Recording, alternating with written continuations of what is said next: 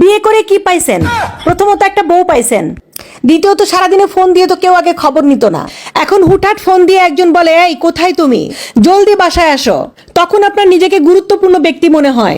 তৃতীয়ত পাইছেন একজন রাঁধুনি, আপনার পছন্দের খাবারগুলো আপনার বউ মন মতো করে রান্না করে, মন্দ বলার কোনো সুযোগ নাই, তা না হলে খুন্তির মিষ্টি মিষ্টি বাড়ি খাবেন। তারপর পাইছেন বউ নামের একটা ওয়াশিং মেশিন, আপনার কাপড়গুলো সে পরিষ্কার করে, আর আপনার উপর যদি কোনো রাগ অভিমান থাকে তাহলে আপনাকে মারবেও না, আপনাকে কষ্টও দিবে না। সব রাগ অভিমান আপনার কাপড়ের উপর লাফালাফি করে সে শেষ করবে। তার উপর বউ নামের একটা free free auto tape recorder পেয়ে গেছেন, আপনি তার কথা শুনবেন না জেনেও আপনাকে সে সব সময় অ্যাডভাইস দিতে থাকে, কিসে আপনার ভালো হবে, কিসে আপনার খারাপ হবে, সব সময় বলতে থাকবে।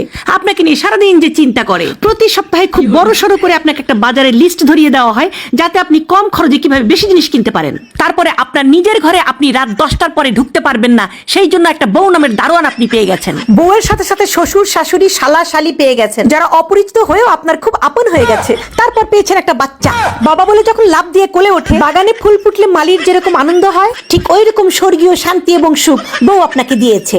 বউ না থাকলে পারতেন? এত কিছুর পরে আপনারা কি চান? কি চান?